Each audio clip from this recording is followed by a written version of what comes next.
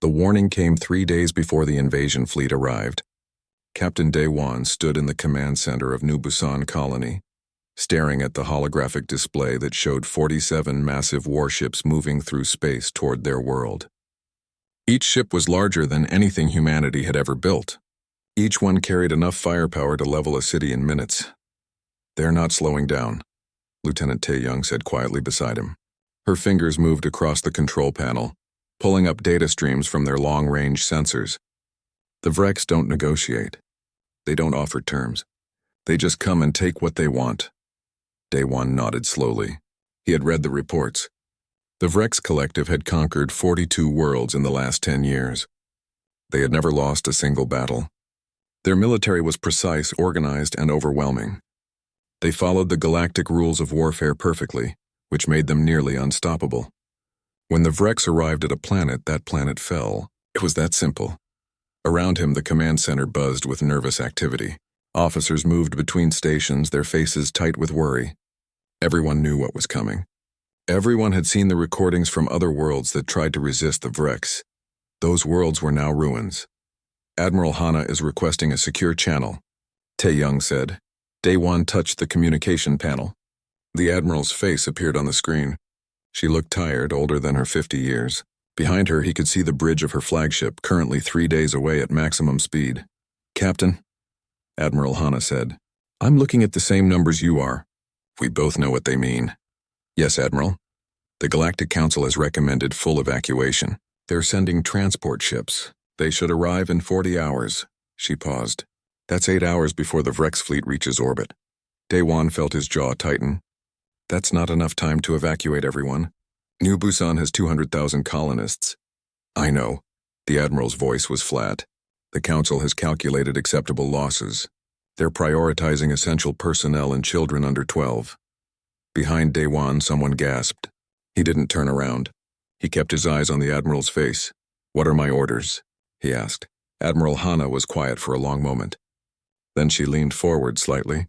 "Officially, your orders are to begin evacuation procedures and prepare for orderly surrender when the Vreks arrive." "Unofficially?" Her eyes locked with his. "I'm 3 days away with a battle group. If you can hold out that long, I'll get there. But Captain, no one has ever held out against the Vreks for 3 days. Most worlds fall in 3 hours." "Understood, Admiral." "There's something else." Hana glanced to the side as if making sure no one was listening. "I reviewed your file. Before you joined the Expeditionary Force, you taught military history at the Academy on Earth. Ancient warfare. Pre-space age tactics, that's correct. The Vreks follow galactic warfare doctrine. Energy shields, frontal assaults, honor-bound engagement. They do everything by the book because the book has worked for 800 years. The Admiral's expression was unreadable. "But you know wars that were won differently. Earth wars. Human wars."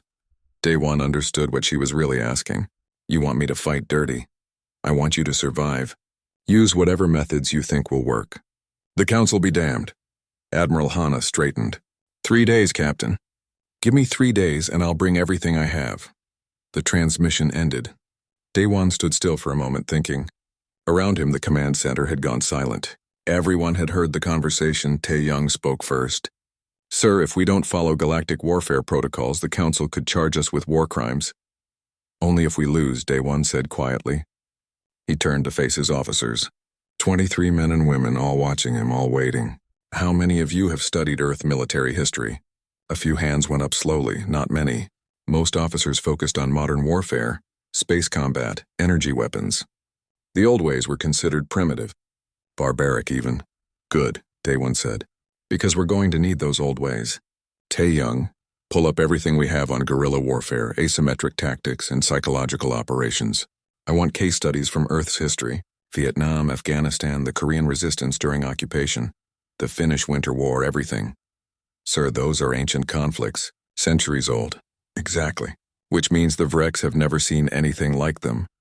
Daewon walked to the holographic display and zoomed in on New Busan's topography. Dense forests covered 60% of the planet. Mountain ranges cut through the major continents. Underground cave systems ran for hundreds of kilometers. The Vreks expect us to defend our cities. They expect us to hold positions and fight them head-on. That's what the galactic warfare doctrine teaches. He pointed to the forests. We're not going to do that. We're going to make them hunt us. We're going to hit them where they don't expect it and disappear before they can respond. We're going to break every rule in their military handbook because those rules assume both sides want the same kind of fight. They outnumber us 15 to 1, another officer said. They have better weapons, better armor, better ships. They do, Daewon agreed. But they also have something we're going to exploit. They have predictability. They've won so many times using the same tactics that they don't know how to adapt. We're going to teach them why that's a fatal weakness. He turned to Tae-young. Contact Sergeant Bo-ra. Tell her to prepare her unit for forest operations. I want them familiar with every cave, every tunnel, every hiding spot within 50 kilometers of the colony. Contact Engineer Hyun-woo. I need him to start rigging infrastructure for controlled demolition. Roads, bridges, power stations, everything. Sir, if we destroy our own infrastructure, then we deny it to the Vrex. They can't use what doesn't exist. Daewon pulled up the colony's resource inventory. We have 3 days to prepare. The Vrex think they're coming to conquer a world. Instead, they're walking into a trap they won't even recognize until it's too late. Tae-young looked at the display, then back at Daewon. This could work, or it could get us all killed. If we fight them the way they expect, we're already dead, Daewon said. At least this way we have a chance. The command center erupted into activity. Officers scattered to their stations, pulling up data, sending orders, preparing for a kind of warfare the galaxy hadn't seen in centuries. Daewon watched them work and felt a cold certainty settle in his chest. The Vrex were coming. They expected an easy victory. They expected humans to fight like every other species in the galaxy. They were about to learn that humans had spent 10,000 years perfecting the art of war, and not all of those lessons had been forgotten. The Vrex fleet arrived exactly when predicted. War Master Thulkar watched New Busan grow larger on his viewing screen and felt the familiar satisfaction of another inevitable victory. His ships moved into perfect formation around the planet, blocking all escape routes. His ground forces prepared for deployment. Everything followed the standard protocol that had never failed. Scan the surface, Thulkar ordered. Identify their military installations and population centers. His tactical officer worked quickly. Sir, we're detecting minimal defensive positions. Their forces appear concentrated near the primary colony. No orbital weapons. No shield generators beyond basic civilian protection. Thulkar clicked his mandibles in approval, as expected. These humans know they cannot win. Perhaps they will surrender without resistance. He opened a communication channel to the planet's surface. Attention, human colonists of New Busan. I am War Master Thulkar of the Vrex Collective. Your world is now under our control. Surrender your military forces immediately, and your civilians will not be harmed. You have 1 standard hour to comply. Silence answered him. Thulkar waited patiently. Most species needed time to accept their defeat. Then a voice came through the channel. This is Captain Daewon of the Human Expeditionary Force. We reject your terms. Thulkar felt a flicker of annoyance. Captain, you cannot possibly believe you can resist. We have 47 warships. You have 3 small defense vessels. We have 300,000 ground troops. You have perhaps 15,000. Surrender now, and the communication cut off. Thulkar stared at the silent screen in disbelief. In 800 years of Vrex military history, no commander had ever simply ended negotiations. It was considered the height of rudeness, a violation of galactic warfare etiquette. Prepare for invasion, Thulkar said coldly. Since these humans lack civilization, we will teach them. The Vrex ground forces descended in massive landing ships. They touched down in the cleared areas near the colony, their troops forming perfect ranks as they disembarked. Energy shields activated, creating interlocking barriers that protected the entire formation. Heavy weapons platforms rolled out on repulsor lifts. Supply vehicles established logistics lines. Everything happened with mechanical precision. Sergeant Bo-ra watched them from 3 kilometers away, hidden in the thick forest canopy. Through her optical scope, she could see every detail of the Vrex deployment. They were organized, disciplined, and completely exposed. They're not even looking at the tree line, she whispered into her comm unit. They're focused entirely on the colony. That's because their doctrine tells them forests are tactically irrelevant, Tae-young's voice replied in her earpiece. In galactic warfare, all combat happens in open terrain where shields and energy weapons are most effective. Their loss, Bo-ra said. She gestured to her team of 12 soldiers, all hidden among the trees. Wait for the supply vehicles. Let the main force pass. The Vrex army began its march toward the colony. Thousands of soldiers moved in formation, their shields glowing with power. They expected the humans to meet them with their own formation, to engage in the traditional exchange of energy fire, until one side's shields failed. That was how civilized species fought wars. The humans never appeared. The Vrex marched all the way to the colony outskirts and found it empty. Every building stood intact, but no one was there. No defenders, no civilians, no resistance at all. They've evacuated, Tholkar's ground commander reported, confusion evident in his voice. Sir, we've taken the colony without a single casualty. Search every structure, Tholkar ordered. Find their military command center. While the Vrex soldiers searched the abandoned colony, their supply vehicles continued bringing equipment from the landing zones. These vehicles followed the roads, the obvious and efficient routes. They had no reason to expect danger. Supply lines were never attacked in galactic warfare. There were rules about such things. Boraz's team had no interest in rules. When the 6th supply vehicle entered the forest section of the road, she signaled her team. They opened fire with kinetic weapons, simple projectile rifles that looked primitive but worked perfectly. The bullets tore through the vehicle's energy shield as if it wasn't there. Energy shields were designed to stop plasma and laser fire. They did almost nothing against solid metal moving at high velocity. The vehicle exploded. The Vrex drivers died before they understood what happened. Boraz's team was already moving, melting back into the forest, heading to their next position. Contact on Supply Route 7, a Vrex officer reported to Tholkar. Vehicle destroyed. Enemy using kinetic weapons. Kinetic weapons. Tholkar's voice carried disbelief. Those are barely above primitive technology. Send a patrol to eliminate them. A Vrex patrol of 30 soldiers entered the forest. They moved in standard formation, shields active, weapons ready. They expected to find and destroy a small group of poorly equipped humans within minutes. They never saw Boraz's team. But they walked directly over the pressure plates that engineer Hyunwoo had spent 3 days installing throughout the forest. The explosions erupted from below, bypassing the shields that projected above and around the soldiers. Half the patrol died instantly. The rest fell back injured and confused. Trap! The patrol leader screamed into his comm. Underground explosives. Another explosion cut off his words. Bora had been waiting for survivors to cluster together. She detonated a second charge remotely and watched through her scope as the remaining Vrex soldiers fell. Moving to position Beta, she reported calmly. Route 7 is clear. Across New Busan, similar attacks erupted. Hyunwoo had rigged the entire infrastructure to collapse. When the Vrex tried to use the colony's power station, it exploded. When they moved heavy equipment across bridges, the bridges fell. When they established a command post in the largest building, the building's foundation gave way, and the entire structure collapsed on top of them. This is impossible, Tholkar said, watching the reports flood in. They're attacking our supply lines, our infrastructure, our rear positions. No species fights this way. These are war crimes according to Galactic Convention. His tactical officer looked nervous. Sir, perhaps we should adjust our strategy. No. Tholkar's voice was hard. We follow doctrine. Send 3 full battalions to clear the forests. Establish fortified positions around our landing zones. These humans are using cowardly tactics because they're desperate. Once we control the terrain, their resistance will collapse. But the terrain didn't want to be controlled. The forests were vast and dense. The underground tunnels had been mapped by Boraz's reconnaissance teams over the past 3 days. Every cave system, every hidden path, every natural shelter was marked and memorized. The humans moved through this landscape like water, flowing around Vrex positions, striking where they were weakest, vanishing before reinforcements arrived.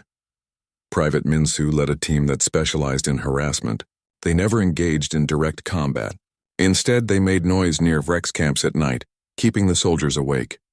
They left false tracks that led patrols into dead ends or dangerous terrain. They broadcast human voices on Vrex communication frequencies, simple messages that said nothing but created uncertainty. Contact in Sector 9. No, Sector 12. Wait, they're in Sector 4. The Vrex communication channels filled with contradictory reports.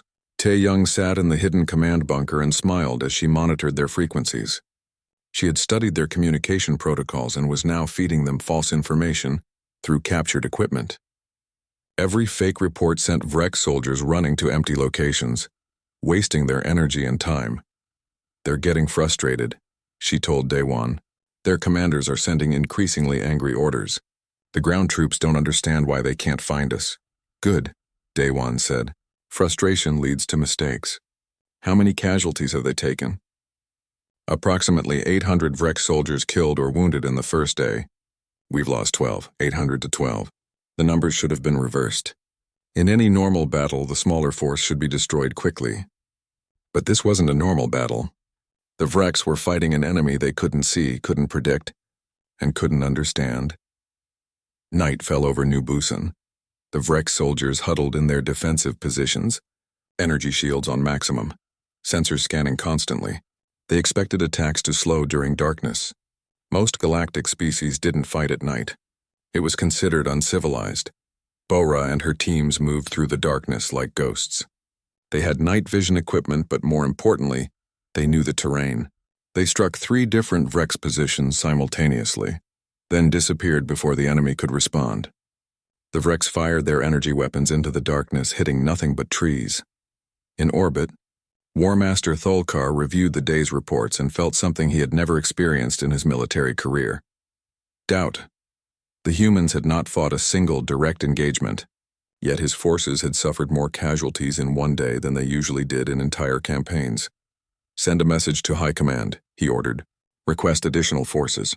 These humans are not fighting according to any known doctrine. His tactical officer hesitated.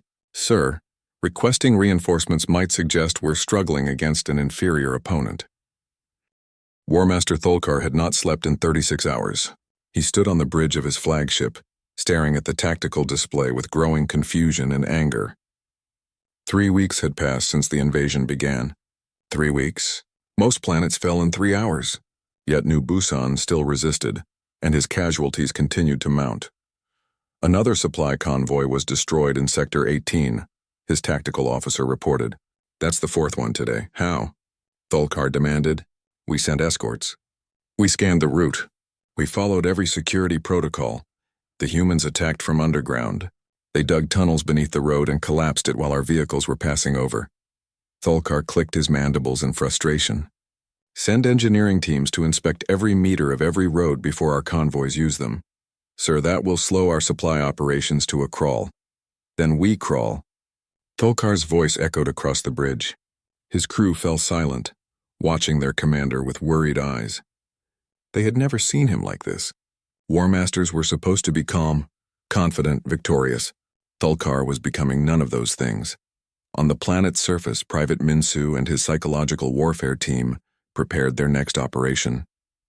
They had captured a Vrex communication device 3 days ago, and Tae-Young had successfully broken its encryption. Now they could listen to every Vrex transmission and, more importantly, broadcast their own messages. Ready? Minsu asked his teammate, Private Ji-Hai. She nodded and activated the device. She began speaking in broken Vrex language, her voice deliberately distorted to sound strange and unsettling. They're watching. They're always watching. They see you even when you sleep. They know where you are. They're coming for you next. The message broadcast on multiple Vrex frequencies simultaneously. Minsu watched through his optical scope as Vrex soldiers in a nearby camp reacted. They looked around nervously, checking their sensors, activating weapons. Some of them started arguing, pointing in different directions. Beautiful, Minsu whispered. Pure paranoia. Combat medic Su-Jin worked in one of the hidden field hospitals deep underground. She treated a soldier with a minor shrapnel wound while reviewing her notes on Vrex psychology. She had been studying captured recordings of Vrex soldiers, analyzing their behavior patterns and stress responses. They're hierarchical, she explained to Daewon during a secure video call. They follow orders without question because that's how their society works. But it also means they panic when their command structure breaks down. They don't know how to make independent decisions. Can we exploit that? Daewon asked, already doing it. Tae-Young has been sending contradictory orders through their communication network. Half their patrols are getting orders to move north while the other half are told to move south. They're running around accomplishing nothing. Daewon nodded. What about their morale? Su-Jin pulled up a report. Deteriorating fast. They expected a quick victory. Every day that passes makes them more uncertain. And the psychological operations Minsu's team is running are amplifying that uncertainty. Some Vrex soldiers are reporting hallucinations. They think they see humans everywhere, even when no one is there. Keep pushing. I want them afraid of shadows. In the forests, Sergeant Bora led her expanded team through another raid. She now commanded 60 soldiers, all experts in guerrilla warfare. They moved silently through the darkness toward a Vrex supply depot. This depot was heavily guarded, with sensors covering every approach and multiple patrol units cycling through the perimeter. Bora had no intention of approaching through the perimeter. Instead, her team used the underground tunnel system that Hyunwoo's engineers had expanded over the past weeks. They emerged inside the depot compound, bypassing all the external security. The attack lasted 4 minutes. Bora's team destroyed 3 months' worth of supplies, killed 15 guards, and disappeared back into the tunnels before reinforcements arrived.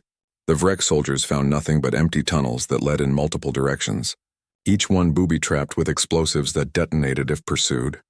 "They're not human," one Vrex soldier said to his commander. "No species can move like this.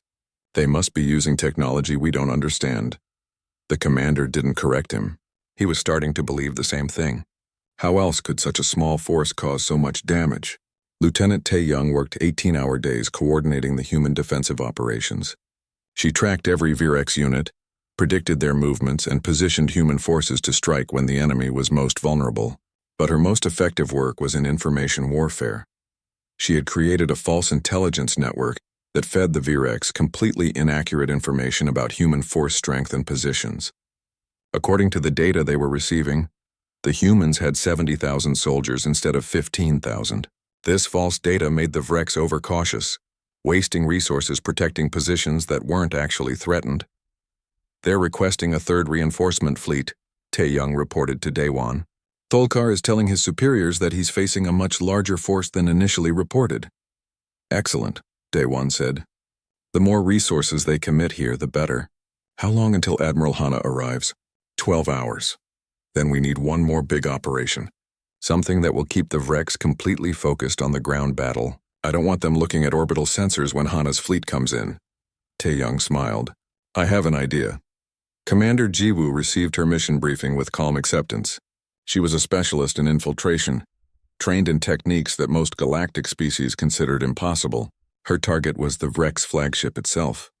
"You understand this is a one-way mission," Daewon told her. "Once you're on that ship, we can't extract you." "I understand, sir. But you don't need to extract me. I just need to stay alive long enough to complete the mission." Jiwoo launched from a hidden position in one of New Busan's small moons. Her ship was tiny, barely larger than a personal pod with almost no energy signature. The Vrex sensors were focused on the planet below, watching for threats from the surface. They never looked for something approaching from above. She docked at one of the flagship's auxiliary ports using access codes that Tae-young had stolen from captured Vrex systems. The airlock opened and Jiwoo slipped inside wearing a stolen maintenance uniform. She had studied Vrex physiology and behavior for 3 weeks. She knew how they walked, how they gestured, how they interacted. As long as no one looked too closely, she could pass for a Vrex worker. The ship's interior was massive and complex. Jiwoo moved through the corridors with purpose, carrying a toolkit that made her look like she belonged. Vrex crew members passed her without a second glance. She was just another worker, beneath their notice. It took her 6 hours to reach the ship's intelligence center. This was where all data about the ground battle was collected and analyzed. Jiwoo didn't sabotage the systems. That would be noticed too quickly. Instead, she made subtle alterations to the data streams, adjusting numbers here and there, making the Vrex believe they were winning when they were actually hemorrhaging resources. She changed casualty reports, making human losses appear higher than they were.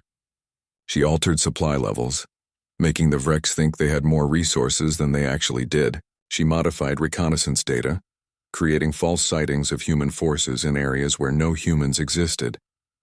Each change was small. No single alteration would be noticed. But together, they created a completely false picture of the battle. The Vrex command would make decisions based on this false data, and those decisions would lead them into traps. Jiwoo completed her work and prepared to leave. But as she turned toward the exit, she saw a Vrex security officer studying her with suspicious eyes. "Your identification," the officer demanded. Jiwoo's hand moved to her belt, where she had hidden a small knife. Not a weapon that would trigger the ship's security sensors, just a simple blade. She smiled at the officer and stepped closer. The officer never had time to sound an alarm. Jiwoo disposed of the body and continued her work. She still had one more task to complete. She made her way to the communications relay and planted a small device that Hyunwoo had built. This device would give Tae-young access to all Vrek's communication channels. From now on, every order, every report, every private conversation would be monitored by human intelligence. She left the flagship the same way she arrived. The Vreks never knew she had been there, but the damage was done. Their entire intelligence network had been compromised and they didn't know it. On the planet below, Minsu's team launched their largest psychological operation. They had been saving this one, waiting for the right moment. Now, with Admiral Hana's fleet about to arrive, it was time. They broadcast a message on all Vrek's frequencies. It was a recording of Vrek soldiers screaming, mixed with strange sounds that no one could identify. The message played on repeat for 6 hours, interrupted only by occasional whispered words in Vrek's language. They're in the walls. They're underground. They're above you. They're everywhere. Vrek soldiers across the planet reported hearing things that weren't there. They saw movement in shadows. They fired at nothing. Some of them refused to sleep. Others wouldn't leave their fortified positions even when ordered. War Master Tholkar watched his army unravel and felt something he had. Admiral Hana's fleet dropped out of faster-than-light travel at the edge of New Busan's star system. 3 full battle groups, 96 warships in total, all moving in perfect formation toward the planet. On any other day, the Vreks would have detected them immediately and prepared for engagement. But this was not any other day. War Master Tholkar was in his private quarters when the alert finally sounded. He had been reviewing casualty reports again, trying to understand how 3 weeks of fighting had produced so little progress. The alarm made him jump, something he had never done in his entire military career. "Sir, we have incoming vessels," his tactical officer reported through the communication system. "Human fleet, 96 ships approaching fast." Tholkar rushed to the bridge. How did they get so close without detection? Our sensors were focused on the planet's surface. And, sir, the tactical officer looked embarrassed. Someone altered our threat assessment protocols. Our systems were configured to ignore orbital threats because our intelligence reports indicated the humans had no reinforcements within 3 weeks' travel time. That intelligence was wrong, Tholkar said coldly. He looked at the tactical display and felt his confidence crack further. 96 human ships against his 47. The numbers were reversed from the ground battle. "Prepare for orbital combat. Recall all forces from the planet. We need every ship ready to fight." But recalling the ground forces proved impossible. Sergeant Bora had been waiting for this moment. As soon as the Vreks began their withdrawal, her team struck every landing zone simultaneously.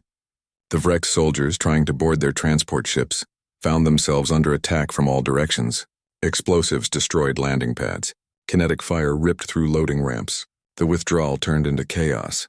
"We're taking heavy casualties at Landing Zone 7, a Vrek's commander reported. "We cannot evacuate under these conditions. Landing Zone 3 is completely destroyed. The humans have collapsed the entire area. Landing Zone 10 is under attack, requesting immediate air support." Tholkar listened to the reports and realized the trap. The humans had waited until this exact moment, when his forces were most vulnerable to launch their largest attacks. If he left his ground troops behind, they would be slaughtered. If he tried to rescue them, his fleet would be vulnerable to Hana's approaching ships. "Forget the ground forces," Tholkar ordered, his voice hard. "All ships prepare for orbital engagement." Engineer Hyunwoo watched the Vrek ships move into defensive formation and smiled. He activated the devices that Commander Jiwoo had planted on the flagship 3 days ago. These devices weren't weapons. They were just small communication jammers, but their timing was perfect. Suddenly, the Vrek's fleet's communication network went silent. Ships couldn't talk to each other. Commands from the flagship didn't reach their intended targets. The carefully coordinated defensive formation fell apart as individual ships tried to make their own decisions without guidance from command. "What's happening?" Tholkar shouted. "Restore communications immediately." "We're trying, sir." "There's interference coming from inside our own ship. Multiple sources. We can't locate them all." Admiral Hana watched the Vrex formation dissolve into confusion and gave her orders. All ships begin engagement. Target their command vessel first. Let's give them something else to worry about. The human fleet opened fire. Energy weapons and kinetic missiles crossed the distance between the fleets in seconds. The Vrex flagship's shields absorbed the first wave, but barely. Hana had studied Vrex defensive capabilities for 3 weeks, planning this attack down to the smallest detail. Focus all fire on Sector 3 of their shields, she ordered. That's where Jiwoo reported their generator clustering. Hit them there, and the entire shield network will cascade. The human fleet concentrated their fire on one section of the flagship's shields. It was an unusual tactic. Most species spread their fire across multiple targets to maximize damage, but Hana understood that destroying one critical point was better than damaging many non-critical areas. The Vrex shields flickered and failed. Without communication with their other ships, the flagship couldn't coordinate shield transfers or support. It stood alone, and Hana's fleet tore into it with focused precision. All crew to evacuation pods, Thulkar ordered. He had lost. After 800 years of Vrex military dominance, after 42 conquered worlds, after a lifetime of victories, he had lost to a force he still didn't fully understand. The flagship began to break apart. Escape pods launched in all directions. Thulkar sat in his command chair and watched his career end. He didn't run. He was still Vrex, still bound by his sense of honor. If his ship died, he would die with it. A communication channel opened. Daewon's face appeared on the screen. War Master Thulkar, this is Captain Daewon. I'm offering you the chance to evacuate your crew. Thulkar stared at the human. Why, you've won. By galactic law, you can destroy us completely. Because we're not fighting to destroy you, Daewon said. We're fighting to survive. Your crew doesn't need to die. Evacuate now and we'll allow your pods to reach your remaining ships. Thulkar didn't understand. Victory without complete destruction of the enemy? It violated everything he knew about warfare. But he looked at his crew, saw their frightened faces, and made a decision that would haunt his military record forever. All crew, evacuate immediately. That's an order. He followed his own command and entered an escape pod. As it launched from the dying flagship, he watched the human fleet and tried to understand what had happened. How had a smaller force defeated him so completely? On the planet's surface, Daewon gave his final orders to Bora. Pull everyone back. The battle's over. Let the Vrex ground forces evacuate if they want. Sir, we could destroy them now. They're completely disorganized. We could, Daewon agreed. But we don't need to. We've made our point. The Vrex ground forces evacuated in disorder, leaving behind thousands of tons of equipment and supplies. They had arrived as a conquering army. They left as a defeated mob. The soldiers who had believed themselves invincible now just wanted to go home. Admiral Hana's fleet surrounded the remaining Vrex ships. The battle was over. 23 Vrex vessels had been destroyed. The rest were damaged and demoralized. They accepted surrender terms without argument. Captain Daewon, Hana said over a secure channel. I'm reading your casualty reports. You held off a force 15 times your size for 3 weeks and lost only 200 soldiers? 207, Daewon corrected. Every one of them will be remembered. How did you do it? Daewon thought about how to explain. We fought a different kind of war, Admiral. The Vrex expected us to meet them in open battle, to follow the galactic warfare doctrine. Instead, we fought the way humans have always fought when outnumbered. We adapted. We improvised. We turned their strengths into weaknesses. On the Vrex flagship's bridge, now in human control, Lieutenant Tae-young examined the captured data with fascination. Sir, you need to see this. The Vrex have recorded everything. Every attack, every tactical decision, every moment of the battle. They analyzed their wars to improve their doctrine. And now that data will spread throughout the galaxy, Daewon said, every species will study what happened here. Is that good or bad? Both, Daewon said. It's good because other species will think twice before attacking human colonies. It's bad because now they'll try to adapt to our tactics. Let them try, Tae-young said with a slight smile. By the time they figure out how to counter what we did here, we'll have developed 10 new approaches they've never seen. The evacuation of New Busan's civilians began immediately. The transport ships that had been sent for emergency evacuation were now used to bring colonists back from their hiding places in the underground bunkers. The city was damaged but standing. The planet was scarred but free. Technician Young-ho worked with his team to disarm the thousands of traps and explosives they had placed throughout the infrastructure. It would take months to make everything safe again. But that was a problem for peacetime, and peacetime had been won. Pilot Yoon-ji landed her fighter at the main spaceport and climbed out to find a crowd of colonists cheering. She looked around, confused. She had just been doing her job, flying the reconnaissance missions that kept Daewon informed of Rex movements. But to the civilians, she and every other soldier were heroes who had saved their world. Soo-jin treated the injured in the field hospital, both human and Vrex. Some of the Vrex prisoners watched her with confusion as she worked on their wounds with the same care she gave human patients. "Why help us?" one Vrex soldier asked. "We tried to conquer your world." "Because the war is over," Soo-jin said simply. "And I'm a medic, not a soldier. My job is to heal, not to judge." The Vrex soldier didn't understand, but he would remember that moment and tell others about it. The story would spread through the Vrex military, adding to the growing legend of the humans who fought like no one else in the galaxy. Commander Jiwoo emerged from her hiding place on the captured flagship, where she had been sabotaging systems and planting listening devices for the past 3 days. She was exhausted, hungry, and proud. Her mission had been labeled one way, but she had survived. That felt Lee. The Galactic Council chamber was built to hold representatives from 200 species, each one with its own seat, its own voting authority, and its own opinion about the Battle of New Busan. Today, every seat was filled. The gallery above held observers from 1,000 worlds, all wanting to witness the aftermath of humanity's impossible victory. General Daewon stood at the center podium. He had been promoted twice in the 3 months since the battle ended. Captain to commander, then commander to general. The promotions came with ceremonies and medals, but more importantly, they came with a new responsibility. He was now the official instructor of human warfare tactics to any species that wanted to learn. Most species wanted to learn. A few wanted to condemn. "General Daewon," the council speaker said, their voice echoing through the chamber. The speaker was a Krell, an ancient species that had been part of the council since its founding. "This council has reviewed the complete records of the New Busan engagement. We have 3 questions that require answers." Daewon nodded. "I'm ready to answer. First question. Your forces violated 17 separate articles of the Galactic Warfare Convention. You attacked supply lines, used psychological warfare, destroyed infrastructure, and refused direct engagement. By what authority did you ignore established military law?" "By the authority of survival," Daewon said calmly.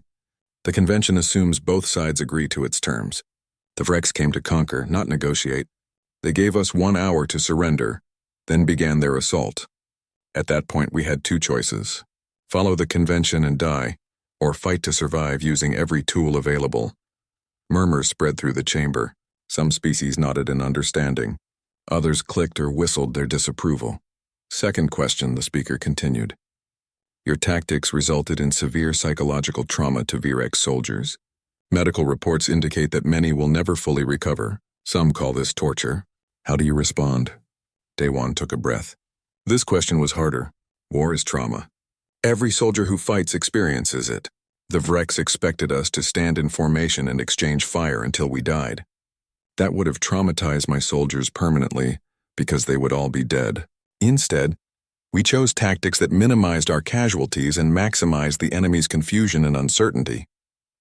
If that caused psychological damage, I regret it. But I don't apologize for keeping my people alive. The chamber erupted in discussion. Delegates argued with each other in dozens of languages. The speaker allowed it to continue for a few minutes before calling for silence. Third question. Why should the council not ban human warfare tactics entirely? You've demonstrated that following the convention puts any opponent at a severe disadvantage. This could destabilize the entire galactic military structure. Daewon smiled slightly. Because you can't ban what you don't understand. And banning our tactics won't stop other species from learning them.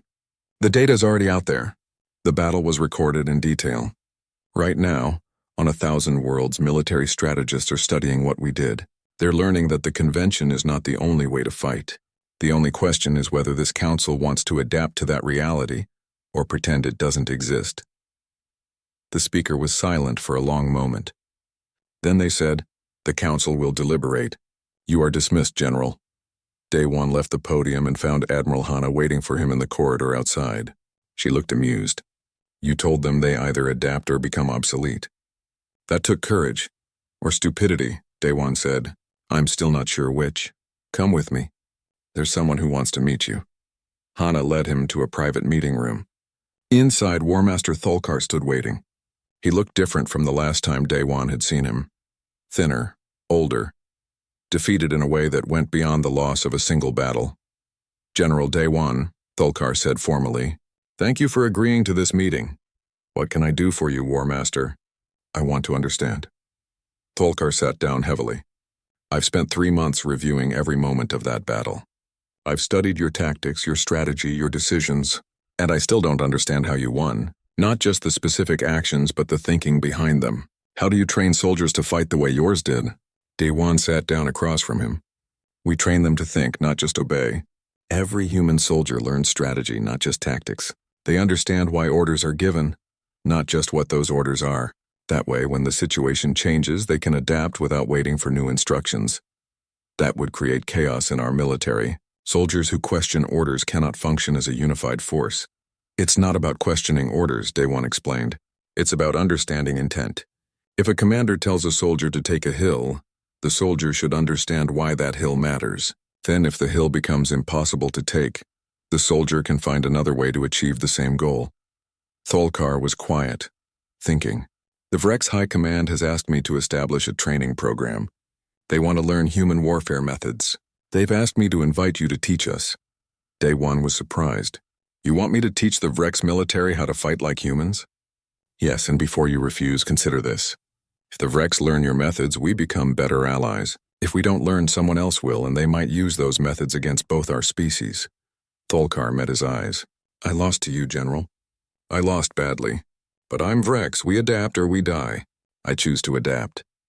Lieutenant Tae-young was already deep in her new assignment when Daewon returned to the human section of the council station. She now led a team of 50 analysts studying the galactic response to New Busan. Her findings were fascinating. 17 species have requested training programs, she told Daewon. 42 have sent observers to study our military records. And sir, we've identified at least 6 species that are developing their own versions of our tactics. That was inevitable, Daewon said. What are they focusing on? Mostly guerrilla warfare and psychological operations. Those are the easiest to understand and implement, but they're missing the core principle, which is adaptability itself, Tae-young said. They're trying to copy specific tactics without understanding that the real advantage isn't any single tactic. It's the willingness to abandon doctrine when doctrine doesn't work. Sergeant Bora had been promoted to captain and given command of the 1st Galactic Guerrilla Warfare Training Center. She stood in front of a class of 200 soldiers from 15 different species, trying to teach them concepts that went against everything they had learned. Forget what you know about honor in combat, she told them. Honor doesn't win battles. Victory wins battles. If you can win by fighting fair, then fight fair. But if fighting fair means you lose, then fight to win and worry about honor later. A student raised a limb. Bora recognized them as Trell, a species known for strict military honor codes. Captain, if we abandon our codes, what separates us from criminals? Intent, Bora said. Criminals fight for personal gain. Soldiers fight to protect others. The methods might look similar, but the purpose is different. A sniper hiding in a tree to rob travelers is a criminal. A sniper hiding in a tree to defend a colony is a soldier. Same tactic, different intent. Not all the students looked convinced, but they were listening. That was a start. Engineer Hyunwoo had been recruited by the Council's Technology Division to analyze the improvised weapons and tools used during the battle. Many species wanted to know how humans had created such effective devices from basic materials. It's not complicated, Hyunwoo explained to a group of alien engineers. You just stop thinking about what something is supposed to do and start thinking about what it could do. This power cell is designed for civilian equipment, but if you modify the discharge rate, it becomes a short-range electromagnetic pulse device. This agricultural chemical is meant for fertilizer, but mixed with this other compound, it creates smoke that blocks infrared sensors. But these modifications violate safety standards, one engineer protested. Yes, Hyunwoo agreed. That's why they're military applications, not civilian ones. War doesn't care about safety standards. It cares about effectiveness. Pilot Yunji found herself teaching atmospheric combat tactics to species that had never considered flying through terrain as a defensive strategy. Most galactic species flew above terrain, where their sensors and weapons had clear lines of sight. The idea of using mountains and canyons as cover seemed insane to them.